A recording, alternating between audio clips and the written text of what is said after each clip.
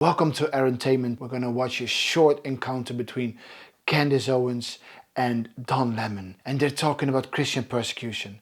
And Don Lemon is just laughing about it. Watch how Candace Owens responds to this. Christians suffered too.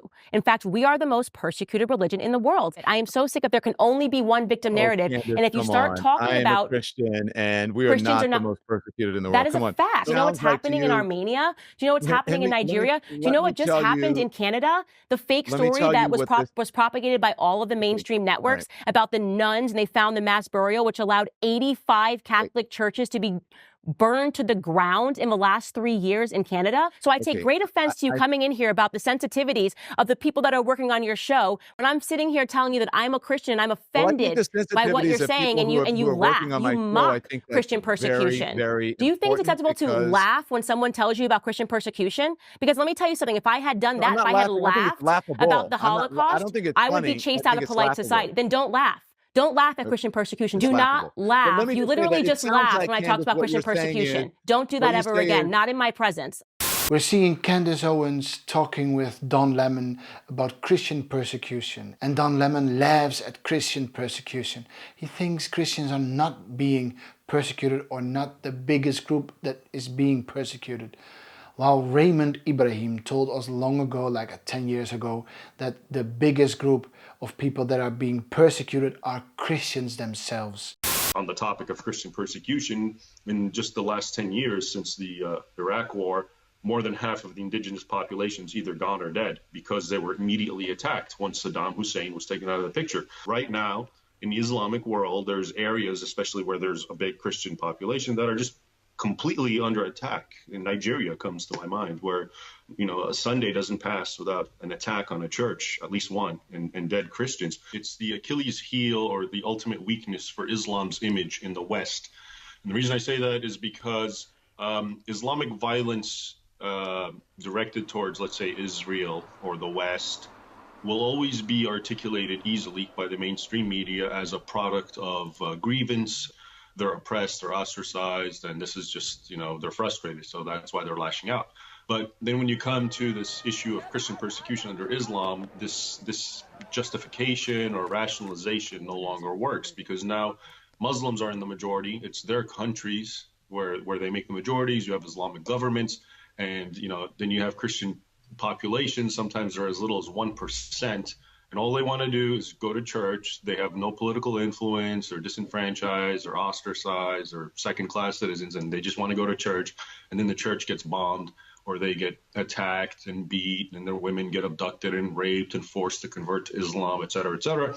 So that narrative, I don't think the mainstream media has a way to justify it, because now Muslims are attacking people who are weaker than them, who are of the same often race, the same ethnicity, the same names, the same backgrounds. There's no political territorial dispute. The hostility is first and foremost a product of religious intolerance. I mean, most people forget that what we call the Islamic world in the 7th century, most of that territory was part of the Christian world. And that in the 7th century, half of the entire world's Christian population lived in what we call the Arab world, specifically from Morocco to Egypt, Syria, Iraq, Turkey, of course. These were all Christian regions.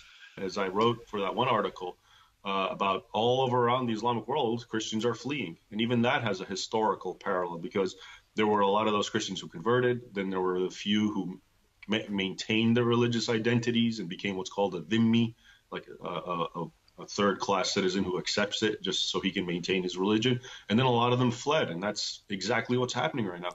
Raymond Ibrahim is showing in this video that Christians are the ones that are being persecuted the most all around the world, just because they are Christians. Wherever in the world they are being persecuted, they are being censored, they are being held back or held down. But the difference between Christians and the rest of the world is that Christians don't live in their victimhood mentality. They don't find value and power in victimhood. They find power in love. They want to love and forgive people. That is the biggest difference. The world is all about power, but Christians are all about love and about forgiveness and about treating others as you yourself want to be treated. That is the battle we see daily between people from the left or the right. The left is all about power and the right is all about the individual, about love, about forgiveness, about coexistence. while the other side claim all those things, but they are not all those things. They violate all those things. They want to redefine all those words and force us to believe their redefined words. They want us to act in a way that they like. The thing is that Christians do not live in their victimhood bubble or narrative.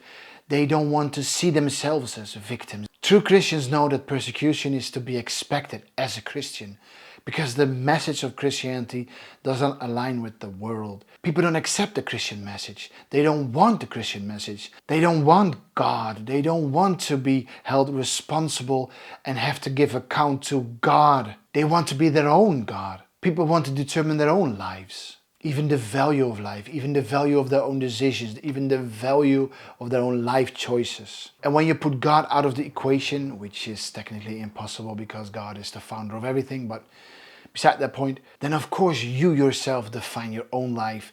Whatever is of value to you, you decide everything for yourself. But if God does exist, then He is the author of life. He decides the value of life. He decides the value of everything. And when He created you, then you have to give an account of your life, of your choices to God Himself.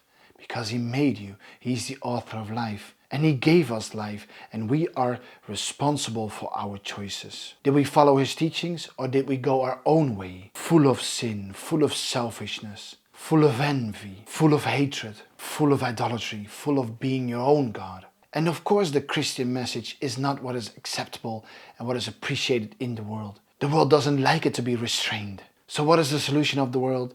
They want to censor you, they want to persecute you. And that is what Candace Owens is telling us, that Christians are the biggest group of people that are being persecuted because of their Christian faith. And people like Don Lemon, they don't care. They don't care that Christians are being persecuted. He laughs about it. He says he doesn't find it funny, but it's laughable. Just imagine that someone would say that about Jews, Muslims, Buddhists, atheists, or whoever. If you just laugh about the idea that they are being persecuted. And we ought to accept that from people. While Candace Owens is telling us, is showing us that you don't have to accept it. You don't have to accept that people laugh at the persecution of your own Christian brothers and sisters from all around the world. You don't have to. We should stand up for our Christian brothers all around the world. In this case, Candace is telling us about the Christians in Armenia, in Artsakh, that are being persecuted by the Muslims from Azerbaijan, that are being supported by Turkey and by Israel. And it's never just a political issue. It's always, and especially in the Middle East, a religious one.